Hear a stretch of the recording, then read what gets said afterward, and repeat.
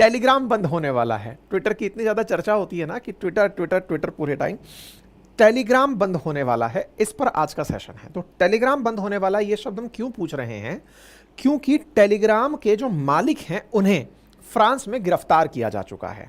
France के जो Telegram के जो मालिक हैं, इनकी गिरफ्तारी इस तरह से कही जा रही है कि रशिया का ट्विटर का मालिक गिरफ्तार किया जा चुका है। अब इसको थोड़ा सा समझना होगा, क्योंकि ट्विटर और टेलीग्राम माना जाता है कि जैसे अमेरिका वालों ने अपना ट्विटर बनाया हुआ है, अमेरिका वालों ने जैसे अपना व्हाट्सएप बनाया हुआ है, ऐसे ही रूस वालों ने, रशिया वालों ने अपना टेलीग्राम बनाया हुआ है।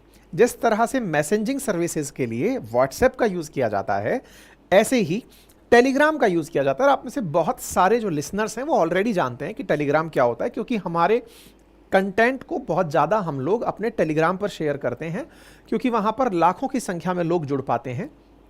साथ में हम लोग वहाँ PDF भी इजीली शेयर कर पाते हैं। ऐसे में बड़ा सवाल ये है कि इनकी गिरफ्तारी होने से क्या टेलीग्राम बंद हो जाएगा? साथ में हम ये भी जानेंगे कि इनकी गिरफ्तारी किस प्रकार से पश्चिम के दोहरे चरित्र को उजागर कर रही है। पश्चिम बोले तो वेस्टर्न कंट्रीज में अमेरिका और अमेरिका के पिछलग्गू नाटो अलाइज, या फिर वो यूरोपियन देश जो अपने आप को अमेरिका का आधी कटी रोटी मानते हैं कि भैया आपने कह दिया तो हम मानने को तैयार हैं। इनकी गिरफ्तारी से रशिया ने क्या कहा, इनके समर्थन में कौन सामने आया, और विचार कीजिए कि अगर ऐसा हमारे देश में हो गया होता तो क्या होता।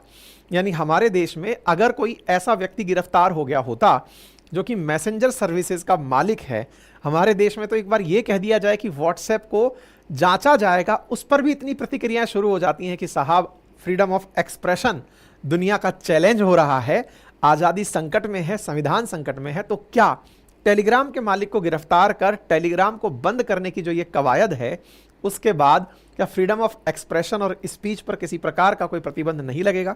इन तमाम जानकारियों को आज के सेशन में हम प्रॉपर डिस्कस करने वाले हैं, क्योंकि इस समय अंतर्राष्ट्रीय सुर्खी बने हुए हैं पावेल दुरोव, जो कि मालिक हैं टेलीग्राम के। इन्हें फ्रांस में गिरफ्तार किया गया है। इसकी वजह से अब टेलीग्राम की सर्विसेज अटकने की दिक्कतें सुनने में आ रही हैं कि वो दिक्कतें हो सकती हैं। ऐसा भी मैं क्यों बोल रहा हूं, उसके बारे में भी थोड़ा सा ब्रीफ में पहले जान लीजिए, फिर डिटेल में हम आगे चर्चा करेंगे। चर्चा केवल इतनी सी है कि टेलीग्राम को पूरी दुनिया में लगभग 150 से अधिक देशों में टेलीग्राम चलता है। लगभग 95 करोड़ से ज़्यादा लोग टेलीग्राम को इंस्टॉल करके रखे हुए हैं। पूरी दुनिया में टेलीग्राम को मात्र 50 लोग हैंडल करते हैं, और उनमें जो टॉप हैंडलर हैं वो ये खुद हैं। मात्र 50 लोगों के द्वारा वर्ल्ड का इतना बड़ा सोशल मीडिया प्लेटफॉर्म चलाया जा रहा है। ऐसे में ये बड़ा सवाल है कि इनकी गिरफ्तारी के बाद क्या ऐसा तो नहीं कि भाई टेलीग्राम की सर्विसेज में खराबी आ जाएगी या फिर टेलीग्राम बंद हो जाएगा? ठीक है, ऐसे में रूस ने फ्रांस को वार्निंग दे दी है कि आप लोग उसे पॉलिटिकली मोटिवेटेड होकर गिरफ्तार कर रहे हैं। ऐसा भी क्यों है उसको भी पहले ही जान लीजिए, ताकि अब हम जब इनकी कहानी पूरी डिटेल में जानेंगे तो आपको बहुत सी बातें पता चलेंगी। बोले इसलिए क्योंकि अमेरिका में चुनाव है, और अमेरिका में चुनाव में व्हाट्सएप, फेसबुक, ट्विटर, ये तो सब अमेरिका के जो कॉन्टेस्टर्स हैं ये प्रॉपर तरीके से मॉनिटर कर लेते हैं। टेलीग्राम वाले क्यों सुने उनकी? क्योंकि इसके मालिक मूलतः रशियन मूल के हैं। यानी कि ये पावेल दुरोव जो व्यक्ति हैं ये मतलब पैदाइशी रशियन हैं, लेकिन उसके बाद इन्होंने कई देशों की नागरिकताएं फिलहाल ली हुई हैं। तो बोले आप लोग अपने यहाँ के चुनाव को प्रभावित होने से बचाने के लिए या अपने खिलाफ जो चल रहा होगा उसको दबाने के लिए आप टेलीग्राम को बैन करा रहे हैं। तो एक प्रकार से एक रिफ्ट रशिया वर्सेस अमेरिका की इस घटना के बाद उजागर होती है फ्रांस में हुए इनकी गिरफ्तारी के बाद। पावेल दुरोव अपने आप में गजब की बात, मतलब इनके बारे में ऐसी ऐसी जानकारियां आप जानेंगे कि एक बार के लिए अचरज होने लगेगा कि आदमी भाई क्या है ये, क्यों बोल रहा हूं मैं इस बात को। एक एक करके सारी बातें सुनते चलिए। सैटरडे नाइट की बात है कि इन्हें पेरिस के ले बोर्गेट एयरपोर्ट पर गिरफ्तार किया गया। फ्रांसीसी मीडिया के अनुसार ये जानकारी बाहर निकल कर आई कि ये अपने पर्सनल प्लेन से फ्रांस पहुंचे थे। जैसे ही पहुंचे फ्रांसीसी अधिकारियों ने इन्हें गिरफ्तार कर लिया। ये 39 ईयर के हैं और ये पूरे समय आरोपों में घिरे रहते हैं कि ये मनी लॉन्ड्रिंग के लिए, ड्रग तस्करी के लिए, बाल यौन शोषण के लिए जो कंटेंट साझा होता है उसको फैसिलिटेट होने देते हैं टेलीग्राम पर। अच्छा, इसको और आगे तक लेकर चलें, लेकिन उससे पहले आप ये जान लें कि टेलीग्राम पर आप में से भी बहुत सारे लोगों ने बहुत सी फिल्में या फिर बहुत से ऐसे डॉक्यूमेंट्स जो आपके काम के हैं उनको साझा किया होगा। समटाइम्स आप में से बहुत से लोग इस बात के भी अवेयर होंगे कि दुनिया भर की जितनी भी फिल्में हैं, अगर आप उन्हें तलाशने निकलें तो आपको वो टेलीग्राम पर कहीं ना कहीं किसी ना किसी अकाउंट पर मिल जाएगी। और तो छोड़िए, आप किसी भी बड़े संस्थान का रिकॉर्डेड कोर्स तलाशने निकलें, वो आपको वह टेलीग्राम पर पड़ा मिल जाएगा। हम लोगों की बड़ी मुसीबत ये होती है कि हमारे कोर्सेज टेलीग्राम पर ही बिक रहे होते हैं, लोग रिकॉर्ड करके उन्हें वहां बेच रहे होते हैं। एक ऐसा नेक्सस पैरेलली चल रहा होता है टेलीग्राम पर, जिसका दुरुपयोग पर्टिकुलर प्रकार की एजेंसीज को चैलेंज करने के लिए किया जाता है। इस बात में किसी से भी कोई चीज़ छुपी नहीं है। लेकिन यही सब एलिगेशन तो व्हाट्सएप पर भी लगते हैं। भारत सरकार व्हाट्सएप से भी तो यही मांग रही थी कि आपने जो एन्क्रिप्शन लगाया हुआ है उसे हटाइए और हमें बताइए कि सेंडर कौन है जिसने ये मिसलीडिंग इंफॉर्मेशन फैलाई है। टेलीग्राम या व्हाट्सएप ये दोनों अपने आप के बारे में एक ही लाइन बोलते हैं कि सर हम यूजर्स का डेटा शेयर नहीं करते, यानी हम ये नहीं बताते कि असल में मैसेज का सेंडर कौन था, क्योंकि हम लोग एनक्रिप्शन पर काम करते हैं। एनक्रिप्शन बोले तो किसने क्या भेजा ये भेजने वाला जानता है या रिसीवर जानता है, लेकिन वो मल्टीपल टाइम अगर फॉरवर्ड है तो वो ओरिजिनल कंटेंट कहां से आ रहा था, मैसेज बीच में कोई नहीं पढ़ पाएगा।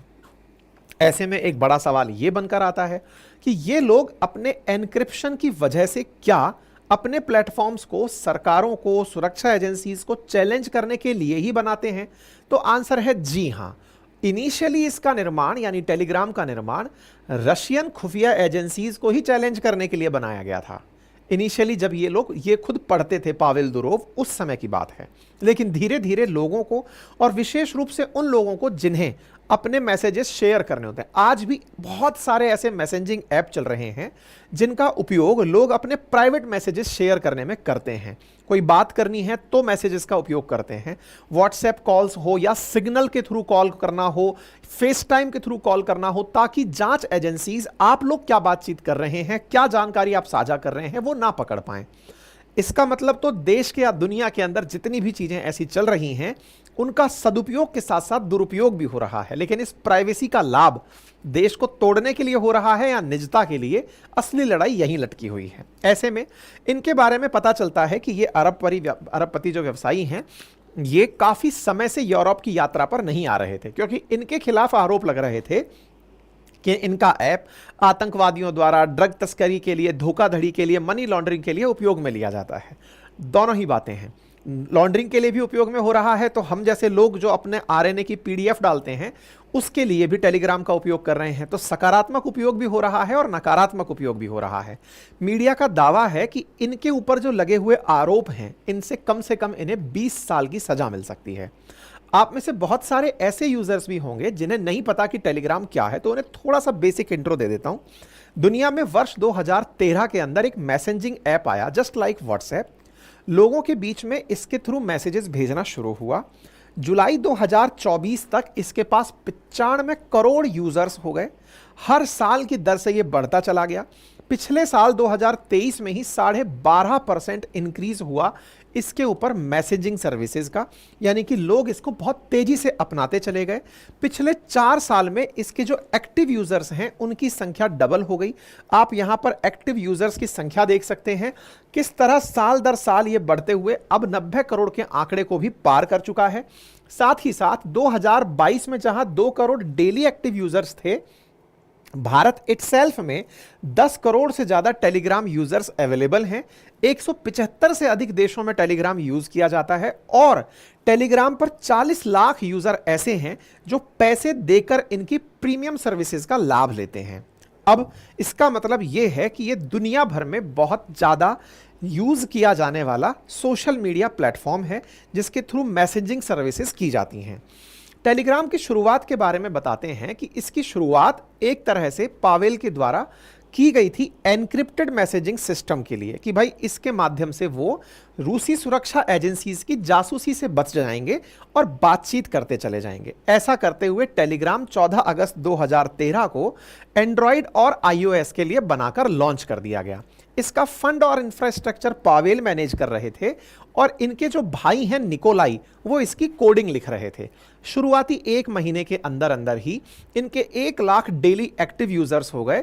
मार्च 2014 तक 3.5 करोड़ मंथली यूजर्स हो गए और 1.5 करोड़ डेली एक्टिव यूजर्स रहने लगे। 1500 करोड़ मैसेजेस का फ्लो शुरुआत में 2016 में ही होने लगा, क्योंकि लोग एक दूसरे के साथ मैसेज कर रहे हैं लेकिन रशिया की खुफिया एजेंसीज इनकी कोई पकड़ नहीं बना पा रही हैं। ऐसे में रूस से ये निकल गए, और निकले क्यों? क्योंकि खुफिया एजेंसीज इनके ऊपर दबाव बना रही थी कि हमें जानकारी दो। इन्होंने रूस को छोड़ दिया कि नहीं, मुझे अब ग्लोबल होना है। इस पूरे काम के लिए इन्होंने शुरुआत में मात्र 15 ही कर्मचारियों को अपने साथ रखा। 2017 में दुबई में इन्होंने अपना हेडक्वार्टर बनाया। अभी वर्तमान की स्थिति अगर देखी जाए तो इनके पास केवल 50 एम्प्लॉइज ही काम करते हैं। असल मायने में इनके ये जो 50 एम्प्लॉई हैं, इसी कारण इनके ऊपर सबसे ज्यादा आरोप लगते हैं कि आपके पास में कोई एचआर का नहीं है, कोई काम नहीं है। खुद ये पावल दुरोव ही लोगों को अपने यहाँ पर हायर करते हैं। इतने सारे लोगों के मैसेजेस को इतनी सी कंपनी से मेंटेन करना, इसका मतलब ये है कि ये खुद ही पूरी संस्था पर नियंत्रण रखते हैं। ऐसे में अगर कोई दुर्घटना हो रही है वो इनके संज्ञान में होगी, क्योंकि छोटी सी टीम को अगर कोई व्यक्ति खुद लीड कर रहा है, इसका मतलब उनसे ये छुपा हुआ नहीं है कि कहां पर किस तरह की बातें हो रही हैं। ऐसा इनके ऊपर आक्षेप है। ठीक है साहब। पता चलता है कि अभी तक इनकी कंपनी कोई प्रॉफिट नहीं कमा रही है। हाँ, प्रीमियम सर्विसेज जब इन्होंने लॉन्चेस की, यानी प्रीमियम सब्सक्रिप्शन जब से इन्होंने लॉन्च किया, लगातार इनके एक्टिव यूजर्स बढ़ने लगे, प्रीमियम सर्विसेज की वजह से मुनाफा भी कमाने लगे। लेकिन वर्तमान में इनकी डिस्ट्रीब्यूशन की वजह से कि दुनिया में 95 करोड़ यूजर्स इनके साथ कनेक्टेड हैं, इसकी वजह से इनकी वैल्यूएशन 25,000 करोड़ ऑलरेडी लगाई जा चुकी है। जस्ट लाइक ट्विटर, कि ट्विटर को कई बिलियन डॉलर में खरीदा एलन मस्क ने, ऐसे इनको भी खरीदने के ऊपर दाव लगाया जा चुका है। एक जो इनके साथ बड़ा विवाद जुड़ा रहता है वो तो एक तो ये था कि ये प्राइवेसी मेंटेन नहीं करते, या फिर ये कहिए कि प्राइवेसी इतनी ज्यादा है कि कोई किस तरह का एनक्रिप्टेड मटेरियल भेज रहा है वो इनको पता है लेकिन किसी और को नहीं पता है, जैसा इनके ऊपर आरोप है। दूसरा, इनकी निजी लाइफ से भी जुड़ा हुआ कुछ मामला है, और वो ये है कि पता चलता है कि इनके 100 से अधिक बच्चे हैं। ऐसा CNN नाम के अखबार ने कवर तक किया था, और इनके बारे में इस तरह से लिखा था कि Russian Elon Musk with 100 biological children. ऐसा CNN ने अपने यहां पर इंटरव्यू की लाइन में लिखा, मीट पावेल दुरोव। अब आप पूछेंगे 100 से अधिक बच्चे, कितनी वाइफ्स हैं? नहीं, असल में इनके टैलेंट को देखते हुए दुनिया भर में इनके सीमन की जरूरत शो की गई। बहुत सी महिलाएं इनके बच्चे की मां बनना चाहती हैं। आज जानकारी जो मार्केट में उपलब्ध है वो इनके बारे में पता चलती है कि ये खुद रूस में पैदा हुए लेकिन बचपन इटली में बिताया। इनके पिता जो हैं वो समृद्ध एक सैनिक परिवार से आते थे। फिजियोलॉजी साइंसेज पढ़ने के लिए इन्होंने पढ़ाई के साथ साथ पिता के साथ काफ़ी सारी एकेडमिक्स की डिग्री हासिल की। ये खुद रूस के सेंट पीटर्सबर्ग विश्वविद्यालय में पढ़ाई किए। रूस को छोड़ करके फिर ये अपने यूजर्स के डेटा के साथ वहां से निकल लिए, क्योंकि रशियन एजेंसीज इनसे डेटा मांग रही थी। इन्होंने अपने इंटरव्यू में भी ये कहा कि ये अपनी कंपनी के प्रति इतना प्रेम रखते हैं कि ये उसे आज़ाद रखना चाहते हैं। वर्तमान में इनके पास फ्रांस, रूस, सेंट किट्स, नेविस, UAE इन जगहों की नागरिकता बताई गई है, यानी कि मल्टीपल देशों की इनके पास नागरिकता है। इनकी संपत्ति $15.5 बिलियन से ज्यादा बताई जाती है। कहते हैं कि सैकड़ों महिलाएं इनके बच्चे की मां बनना चाहती हैं। 100 से अधिक बच्चों के ये पिता बन चुके हैं। दुरोव के सीमन को उच्च गुणवत्ता वाला पाया गया है। महिलाएं एक बेहतर बच्चे की चाह में उससे गर्भवती होना चाहती हैं। IVF क्लिनिक्स पर ऐसी महिलाओं की संख्या तेजी से बढ़ रही है जो पावेल दुरोव के शुक्राणु लेने और गर्भवती होने के लिए घंटों कतार में खड़ी रहती हैं। ऐसा न्यूज हेडलाइंस में है। Telegram founder revealed he has over 100 children before arrest. मतलब आप सोचकर देखें कि ये महाराज काफी ज्यादा अपने लिए विख्यात हैं, खुद से सेल्फ लव वाले व्यक्ति हैं, और ऐसे में पावेल दुरोव का जानना दुनिया के लिए as an Elon Musk of Russia मायने रखता है। फ्रेंच अथॉरिटीज ने पावेल दुरोव को, जो कि को-फाउंडर एंड CEO हैं टेलीग्राम के, इन्हें सैटरडे को जब गिरफ्तार किया उसके बाद में फिर इनकी काफ़ी सारी चीज़ें निकलना शुरू हुई। लेकिन इनकी गिरफ्तारी के साथ एक और बहस छिड़ गई कि सोशल मीडिया में एक तरफा अमेरिका अपना ही नियंत्रण रखना चाहता है और वो टेलीग्राम को इसलिए काउंटर करना चाहता है कि कहीं टेलीग्राम व्हाट्सएप से ज़्यादा आगे ना निकल जाए। व्हाट्सएप अमेरिका के पास बड़ा ही कंट्रोल्ड वे में चल रहा है, ऐसे में कहीं ये लोग ज़्यादा आगे ना निकल जाएं। ऐसे में एलन मस्क अमेरिका की तरफ से फ्रीडम ऑफ स्पीच की आज़ादी की बात करते हुए टेलीग्राम की इसकी पावेल दुरोव की गिरफ्तारी के ऊपर दुरोव के समर्थन में ट्वीट किए, जिसकी वजह से एक प्रेशर क्रिएट होने लगा फ्रांसीसी सरकार के ऊपर, जिसके चलते इमानुएल मैक्रोन को खुद सोशल मीडिया पर आना पड़ा और कहना पड़ा कि हमारे देश के अंदर जो लॉ एंड ऑर्डर है, freedom of speech and expression है, उसी के तहत इन्हें गिरफ्तार किया गया है। इनकी गिरफ्तारी हमारे कानून से ऊपर नहीं है।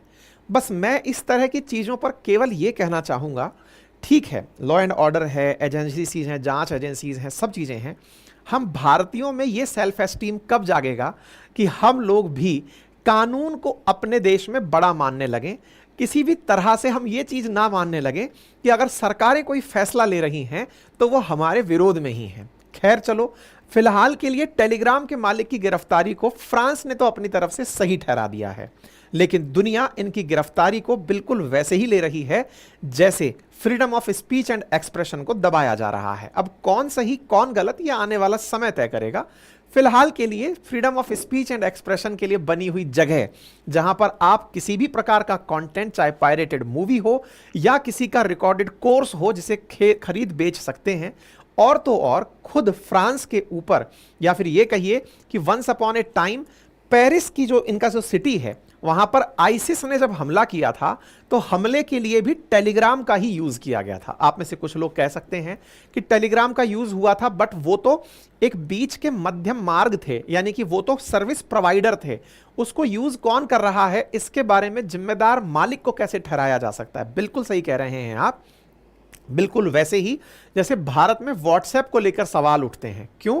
क्योंकि व्हाट्सएप से भी रिलेटेड यही तो सवाल है कि अगर आप नहीं बताओगे कि किसने ये कंटेंट शेयर किया, कहां से इसका ओरिजिन हुआ, तो ऑटोमेटिकली जो इसका मालिक है उसको ही जिम्मेदार ठहराया जाएगा। टेलीग्राम के बारे में भी यही कहा जा रहा है कि इतने तरीके के अनैतिक कार्य टेलीग्राम के थ्रू हो रहे हैं, तो भी पूछने के लिए कोई जगह ही उपलब्ध नहीं है। जवाब किससे मांगे? मात्र 50 कर्मचारी पूरी दुनिया के 175 देशों में 95 करोड़ लोगों का डेटा मैनेज कर रहे हैं। अगर आपको कोई परेशानी है तो आप रहिए, हम लोगों ने तो एक प्लेटफॉर्म बना दिया है। नियंत्रण कैसे स्थापित किया जाए, ये बड़ी बात है। एलन मस्क ने लिखा कि देखिए साहब, इन लोगों ने किस प्रकार से इन्हें गिरफ्तार किया है। पावेल इनके बारे में जानकारी लिखी। टेलीग्राम ने भी अपनी तरफ से बात लिखी और कहा कि पावेल दुरोव का इस बात से कोई लेना देना नहीं है। वो प्रॉपर तरीके से यूरोप आते जाते रहते हैं। उनको गिरफ्तार करना ये गलत बात है। हमने किसी भी प्रकार का कुछ अब्यूज नहीं किया है। दुनिया भर में बिलियंस ऑफ यूजर्स हैं जो टेलीग्राम यूज कर रहे हैं। ऐसे में इस तरह की चीजों के लिए हम आपका मतलब अपनी जो बातें हैं वो उन्होंने लिख दी। इमानुएल मैक्रोन ने अपनी बातें लिखी। अपनी तरफ से मैक्रोन लिखते हैं एलन मस्क के बयान के बाद कि मैंने कुछ फॉल्स इंफॉर्मेशन देखी है कि फ्रांस ने इन्हें गिरफ्तार किया है। फ्रांस डीपली कमिटेड है freedom of expression and communication के लिए, ताकि नया इनोवेशन हो और ये सब चीजें चलती रहें। State governed by the rule of law, freedom are upheld within a legal framework both on social media and in real life to protect citizens and respect their fundamental right। अब कौन सही, किस तरफ के लोग सही, ये फैसला आप और हम करते रहेंगे, लेकिन फाइनली बात यह है कि ये कह रहे हैं कि हमने कानूनों के तहत उन्हें गिरफ्तार किया है।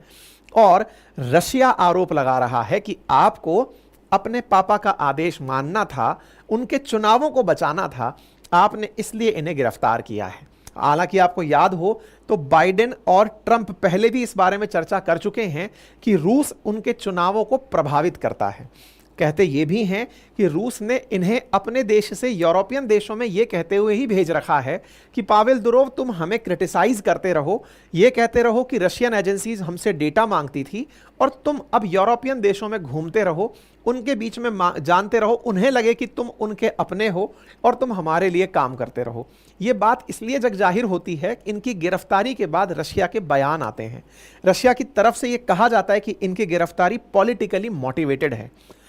कहते हैं कि ये कभी इस ऐप का उपयोग, हालांकि इनने तो नहीं किया होगा, लेकिन इनके ऐप का उपयोग आईसिस ने टेलीग्राम के माध्यम से ही पेरिस में जब बम धमाके हुए थे 13 नवंबर 2015 को, तो इनके एप्लीकेशन का उपयोग किया गया था, जिस पर प्रॉपर एक डॉक्यूमेंट्री भी बन चुकी है, एक फिल्म नेटफ्लिक्स पर एक वेब सीरीज इसके ऊपर डली हुई है। ऐसे में बड़ा सवाल यह है कि दुनिया वाले इनके लिए किस तरह का विचार रखते हैं।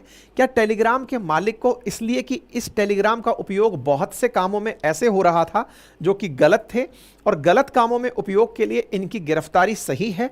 और अगर ऐसा है तो ये तो लंबे समय से इस एप्लीकेशन का उपयोग हो रहा है। और अगर ध्यान से देखें तो बहुत से व्हाट्सएप पर भी ऐसे चैनल्स बने हुए हैं, व्हाट्सएप पर भी बहुत सी जानकारियां ऐसी साझा हो रही हैं कि कोई भी सरकारें अगर चाहें तो जकरबर्ग को ही गिरफ्तार कर लें, ये कहते हुए कि व्हाट्सएप पर कितनी सारी तस्वीरें साझा हो रही हैं, कितने सारे बच्चों की तस्वीरें साझा हो रही हैं, कितना ऑफेंसिव मटेरियल साझा हो रहा है।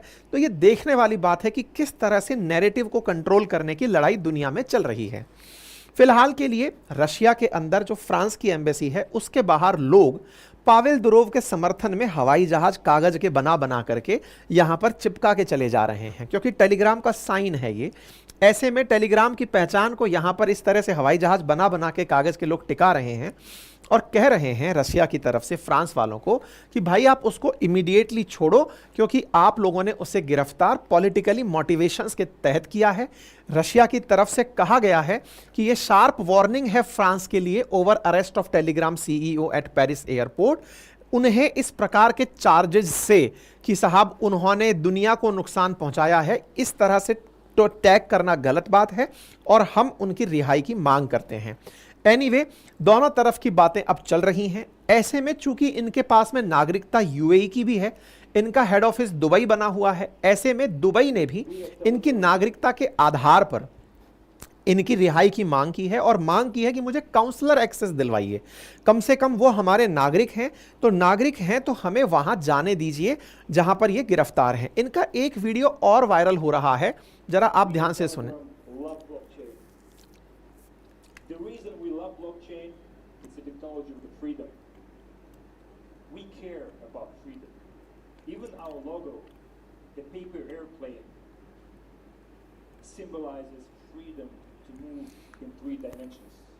अब बड़ा सवाल यह बनता है कि इनकी गिरफ्तारी के पीछे का एक बड़ा कारण जो है ना वो ये है कि ये ब्लॉकचेन को सपोर्ट करते हैं।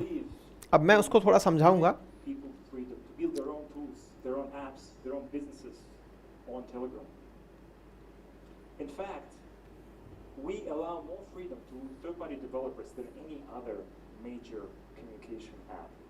And we integrated blockchain technology into Telegram at such a deep level. I think we're unique. ये ब्लॉकचेन टेक्नोलॉजी के समर्थक हैं। अब ये क्या कहानी है? अब इस कहानी को ऐसे समझिए कि आप में से जिन लोगों ने आज तक क्रिप्टो करेंसी के बारे में थोड़ा भी जाना है, तो उनके बारे में कहते हैं कि ये क्रिप्टो करेंसी ऐसी करेंसीज हैं जो ब्लॉकचेन टेक्नोलॉजी पर आधारित हैं। एक ऐसी तकनीकी जिसमें कि आप पता नहीं लगा सकते या फिर जिसको आप वो नहीं कर सकते, मतलब कि करप्ट नहीं कर सकते, खराब नहीं कर सकते। एक कोड है जिसको खराब नहीं किया जा सकता, ऐसा कोड है।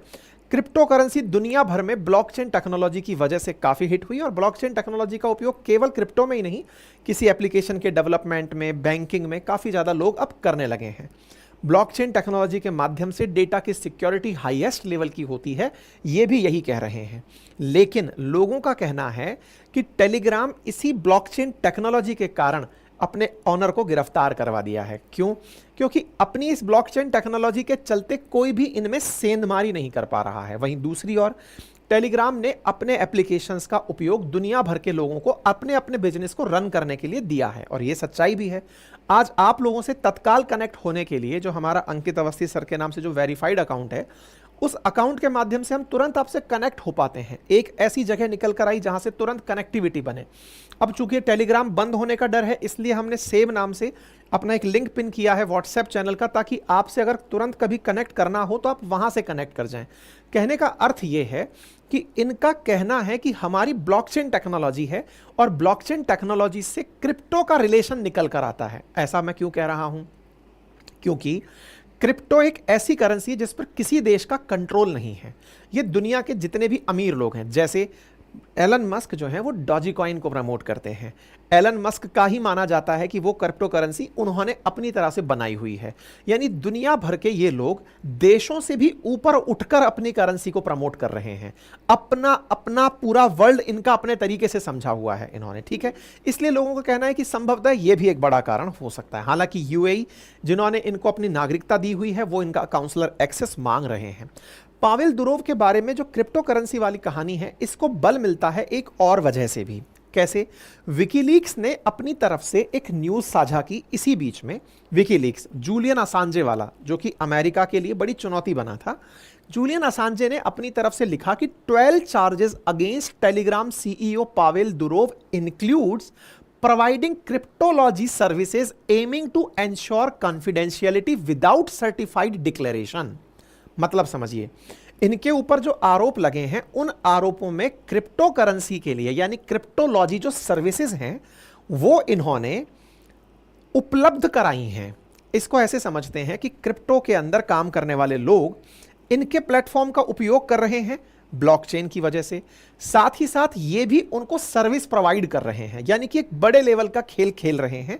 इनके ऊपर जो आरोप लगे हैं उनमें एक आरोप ये भी है। विकीलीक्स ने अपनी तरफ से ये जानकारी दी। इस बात को बल और मिला जब एक लड़की की तस्वीरें वायरल होने लगी जो इनकी गर्लफ्रेंड बताई जा रही हैं सोशल मीडिया पर। क्या लिखा जा रहा है? एक लड़की है जिनकी तस्वीरें, जिन्हें क्रिप्टो कोच के नाम से जाना जा रहा है। ये लड़की पावेल दुरोव के गिरफ्तार होने से पहले इन्हीं के साथ में पाई गई थी, इन्हीं के साथ में थी, और ये लगातार इंस्टाग्राम पर अपनी साथ में तस्वीरें शेयर किए जा रही थी।